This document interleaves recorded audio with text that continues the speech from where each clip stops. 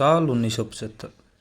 कहानी नवंबर की एक सर्द और कोहरे भरी रात में शुरू होती है। टिल्सन बैंक के प्रतिनिधि मिस्टर जार्विस लोरी डोवर की ओर जाने वाली एक घोड़ा गाड़ी में यात्रा कर रहे हैं। उन्हें एक रहस्यमयी संदेश मिलता है जिसका वे उत्तर देते हैं। जीवन की ओर वापस बुलाया गया। डोवर पहुंचकर उनकी मुलाकात 17 वर्षीय लूसी मैनेट से होती है। लूसी हमेशा यही मानती थी कि वह अनाथ है और उसके माता पिता की मृत्यु हो चुकी है। मिस्टर लोरी उसे एक चौंकाने वाला सच बताते हैं। उसके पिता डॉक्टर मैनेट जीवित हैं। उन्हें फ्रांस के एक कुलीन परिवार के इशारे पर 18 साल तक बास्टिल जेल में गुपचुप तरीके से कैद रखा गया था और अब उन्हें रिहा कर दिया गया है। वे दोनों पेरिस के गरीब इलाके सेंट एंटोनी पहुंचते हैं, जहां डिकेंस एक बहुत ही प्रतीकात्मक दृश्य प्रस्तुत करते हैं। एक शराब का पीपा सड़क पर टूट जाता है। गली के गरीब, भूखे और फटे हाल लोग पागलों की तरह कीचड़ में गिरी शराब को चाटने लगते हैं। एक व्यक्ति शराब में उंगली डुबोकर दीवार पर लिखता है, ब्लड। यह दृश्य आने वाली फ्रांसीसी क्रांति के रक्तपात की सीधी भविष्यवाणी है। इस इलाके में शराब की दुकान मिशेल डेफ्रोज और उनकी पत्नी मैडम डेफ्रोज चलाते हैं। डेफ्रोज लूसी और मिस्टर लोरी को एक अंधेरे कमरे में ले जाता है।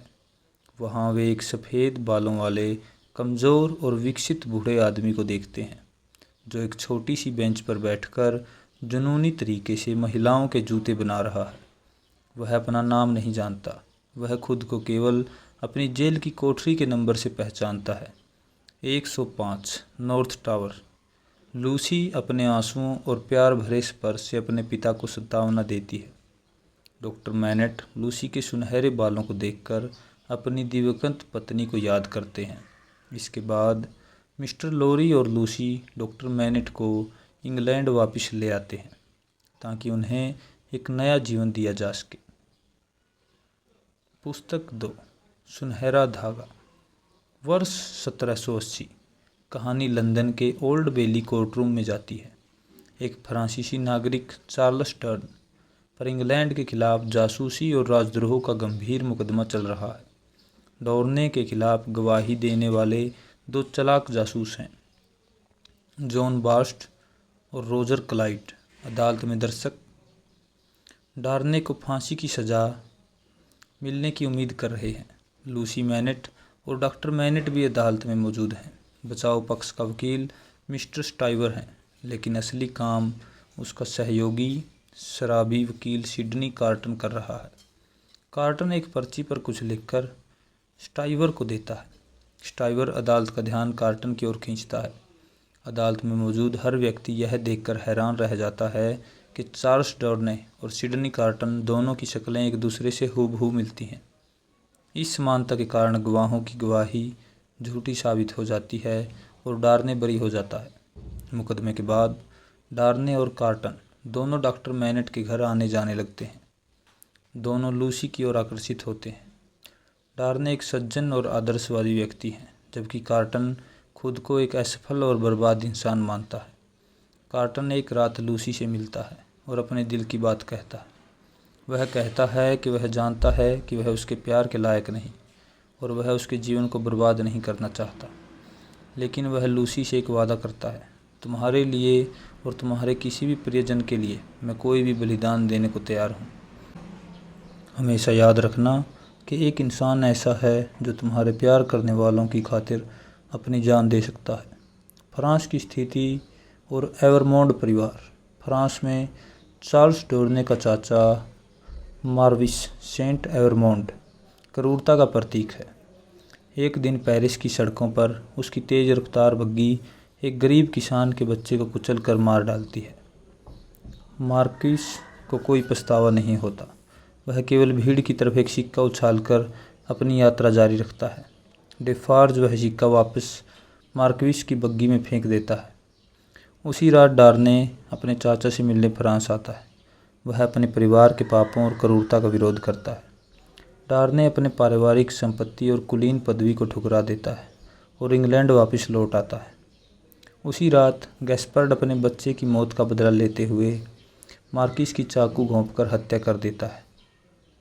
शादी और रहस्य। लंदन वापस आकर डोर्ने लूसी से शादी का प्रस्ताव रखता है।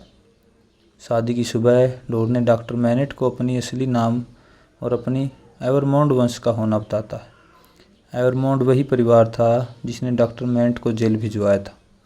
यह सुनकर डॉक्टर मैनेट गहरे मानसिक सदमे में चले जाते हैं। लूसी और डॉर्ने के हनीमून पर जाने के बाद डॉक्टर मैनेट 9 दिनों तक फिर से पागलपन की स्थिति में जाकर जूते बनाने लगते हैं। मिस्टर लॉरी और मिस पार्स बड़ी मुश्किल से उन्हें सामान्य करते हैं और उनकी जूते बनाने वाली मशीन को नष्ट कर देते हैं। लूसी और डॉर्ने खुशी खुशी रहने लगते हैं और उनकी एक बेटी होती है जिसका नाम भी लूसी रखा जाता है। क्रांति की शुरुआत सन 1799। फ्रांस में गरीबों का गुस्सा ज्वालामुखी की तरह फट पड़ता है। मैडम डेफरोज के नेतृत्व में हजारों विद्रोही पेरिस की बास्टिल जेल पर हमला कर देते हैं। हथियारों से लैस भीड़ जेल पर कब्जा कर लेती है। डेफरोज तुरंत नॉर्थ टावर की 105 नंबर कोठरी में जाता है और वहाँ की दीवारों और फर्श में कुछ खोज कर निकालता है। क्रांतिकारी अब अमीरों को चुन चुन कर मार रहे हैं। उनकी संपत्तियां जलाई जा रही हैं। पुस्तक 3 तूफान के पदचिन्ह। वर्ष 1792। क्रांति अब अपने चरम पर है। इसे आतंक का शासन कहा जाता है। गिलोटिन, सिर काटने की मशीन, दिन रात अमीरों का खून बहा रही है। चार्ल्स डोर्ने को लंदन में एक पत्र मिलता है। यह पत्र उसके पुराने और वफादार फ्रांसीसी नौकर गैबिल का है, जिसे क्रांतिकारियों ने डोर्ने के लिए काम करने के जुर्म में कैद कर लिया है और उसे फांसी दी जाने वाली है। अपने कर्तव्य और जिम्मेदारी को समझते हुए डोर्ने अपनी पत्नी और डॉक्टर मैनेट को बिना बताए फ्रांस की ओर निकल पड़ता है। पेरिस पहुंचते ही डॉर्ने को एक प्रवासी और कुलीन घोषित कर दिया जाता है और ला फोर्स नामक खतरनाक जेल में डाल दिया जाता है। यहाँ उसे बाकी दुनिया से काट दिया जाता है। जब लूसी और डॉक्टर मैनेट को यह पता चलता है तो वे तुरंत पेरिस भागते हैं। डॉक्टर मैनेट, क्योंकि वे बास्टिल के एक पूर्व कैदी हैं, पेरिस की आम जनता और क्रांतिकारियों के लिए एक हीरो हैं। डॉक्टर मैनेट अपने प्रभाव का उपयोग करते हैं और 1 साल से अधिक समय तक डॉर्ने को मरने से बचाए रखते हैं। लूसी हर दिन घंटों जेल की बाहरी दीवारों के पास जाकर खड़ी होती है, इस उम्मीद में कि शायद डोर्ने उसे खिड़की से देख सके। मुकदमा और धोखा। अंत डोर्ने पर मुकदमा चलता है। डॉक्टर मैनेट की गवाही और उनके प्रभाव के कारण डोर्ने को बरी कर दिया जाता है। लूसी और पूरा परिवार खुशी से झूम उठता है, लेकिन यह खुशी सिर्फ कुछ घंटों की होती है। उसी रात डोर्ने को फिर से गिरफ्तार कर लिया जाता है। इस बार उसके खिलाफ आरोप लगाने वाले 3 लोग हैं: अर्नस्ट डेफरोज, मैडम डेफरोज और एक रहस्यमयी तीसरा व्यक्ति। खौफनाक रहस्य उद्घाटन। अगले दिन मुकदमे में यह खुलासा होता है कि तीसरा आरोप लगाने वाला कोई और नहीं बल्कि खुद डॉक्टर मैनेट है। अदालत में डेफरोज वह कागज पेश करता है जो उसने बास्टिल जेल में डॉक्टर मैनेट की पुरानी कोठरी से निकाला था। डॉक्टर मैनेट ने अपनी जेल के 10वें साल में अपने खून से वह पत्र लिखा था और दीवार में छिपा दिया था। पत्र में डॉक्टर मैनेट ने पूरी कहानी लिखी थी। वर्ष 1757 में चार्ल्स डोर्ने के पिता और चाचा ने डॉक्टर मैनेट को एक रहस्यमयी चिकित्सा के लिए बुलाया था। उन्हें एक गरीब किसान परिवार को नष्ट कर दिया था। एक युवा महिला के साथ क्रूरता से बलात्कार किया था। उसके पति को मार डाला था और उसके भाई को तलवार से काट दिया था। डॉक्टर मैनेट दोनों भाई बहनों को बचा नहीं सके। जब डॉक्टर मैनेट ने इस अपराध की सूचना सरकार को देनी चाहिए तो एवरमोंड परिवार ने अपनी ताकत का इस्तेमाल करके उन्हें बिना किसी मुकदमे के बास्टिल में फेंकवा दिया।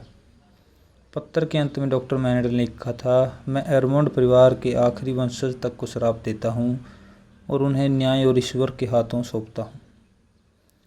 मैडम डेफरोज अदालत में खड़ी होकर घोषणा करती है कि जिस परिवार को एवरमोंड भाइयों ने नष्ट किया था वह उसका अपना परिवार था।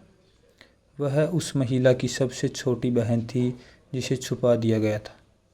यही कारण है कि उसके मन में कुलीन वर्ग के प्रति इतनी गहरी नफरत है।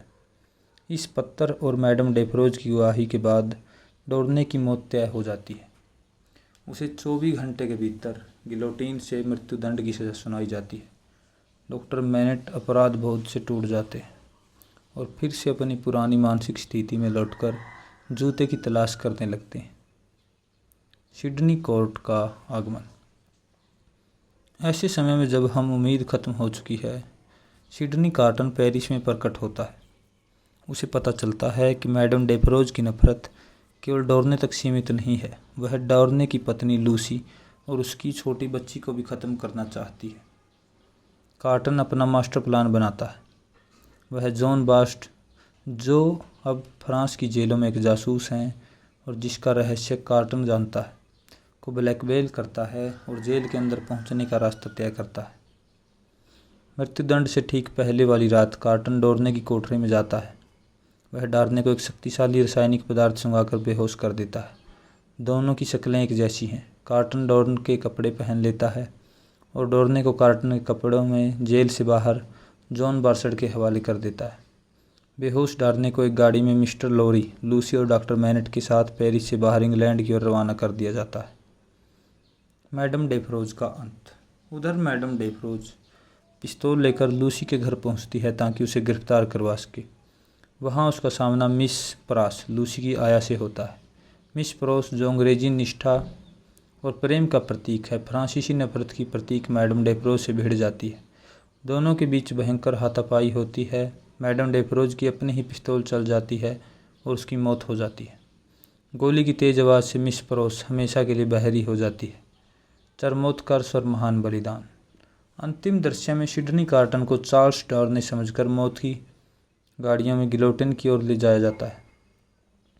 उसके चेहरे पर कोई डर नहीं, बल्कि एक अलौकिक शांति है। गाड़ी में उसके साथ एक गरीब निर्दोष दर्जन भी है, जिसे झूठे आरोप में मौत की सज़ा मिली है। वह कार्टन को पहचान लेती है कि वह डॉर्ने नहीं है, और कार्टन उसके अंतिम क्षण में उसका हाथ पकड़कर उसे ढांढस बांधता है। जैसे ही कार्टन गिलोटिन की ओर बढ़ता है, उसके मन में एक भविष्य सूचक दृष्टि आती है। वह देखता है कि आने वाले समय में लूसी और डॉर्ने एक खुशहाल जीवन जी रहे हैं। उनके घर में एक छोटा बेटा पैदा होता है, जिसका नाम उन्हें सिडनी कार्टन रखा है, और वह बच्चा बड़ा होकर एक महान और सफल वकील बनता है। वह देखता है कि इस खूनी क्रांति के बाद फ्रांस फिर से एक खूबसूरत देश के रूप में उठ खड़ा हुआ है। मरने से पहले सिडनी कार्टन के आखिरी विचार अंग्रेजी साहित्य की सबसे मार्मिक और उद्धृत की जाने वाली पंक्तियों में से एक है। यह मैं जो कर रहा हूँ, वह मेरे द्वारा अब तक किए गए किसी भी काम से नहीं कहीं बेहतर है। यह जो आराम मैं पाने जा रहा हूँ, वह किसी भी आराम से कहीं बेहतर है जो मैंने कभी जाना है। गिलोटिन का ब्लड गिरता है और सिडनी कार्टन एक निस्वार्थ बलिदान के साथ अमर हो जाता है। औपन्यासिक विषय और गहरे अर्थ। डिकेंस ने इस उपन्यास में कई महत्वपूर्ण दार्शनिक और सामाजिक विषयों को छुआ है। पुनर्जीवन। पूरे उपन्यास में शारीरिक और आध्यात्मिक पुनर्जीवन की थीम लगातार चलती है। डॉक्टर मैनेट का बास्टिल की जीवित कब्र से बाहर आना शारीरिक पुनर्जीवन है। डॉर्ने का पहली अदालतें फांसी से बचना और बाद में जेल से निकलना पुनर्जीवन है। सबसे बड़ा आध्यात्मिक पुनर्जीवन सिडनी कार्टन का है, जो एक उद्देश्यहीन शराबी से एक मसीहा के रूप में विकसित होता है, जो अपना जीवन देकर दूसरों को जीवन दान देता है। प्रकाश और अंधकार।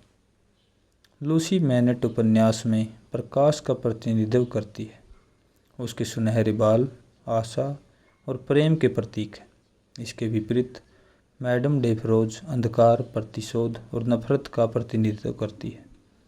डिकेंस यह दर्शाते हैं कि नफरत अंत खुद को ही नष्ट कर देती है, जबकि प्रेम और बलिदान हमेशा के लिए जीवित रहते हैं। सामाजिक न्याय बनाम भीड़ की हिंसा। डिकेंस गरीबों के शोषण की कड़ी निंदा करते हैं और दिखाते हैं कि कुलीन वर्ग का क्रूर व्यवहार क्रांति का मूल कारण था, लेकिन साथ ही वह फ्रांसीसी क्रांति के दौरान भीड़ की अंधी हिंसा की भी निंदा करते हैं। उपन्यास यह स्पष्ट करता है कि जब उत्पीड़क लोग सत्ता में आते हैं तो वे अक्सर अपने उत्पीड़कों से भी ज़्यादा क्रूर हो जाते हैं। खून से सना गिलोटिन न्याय का प्रतीक नहीं, बल्कि बर्बरता का नया रूप बन जाता है। नीति और भाग्य। मैडम डेफरोज की बुनाई नीति का प्रतीक है। वह ग्रीक माइथोलॉजी की फेटस की तरह है, जो लोगों से भाग्य को बुनती है।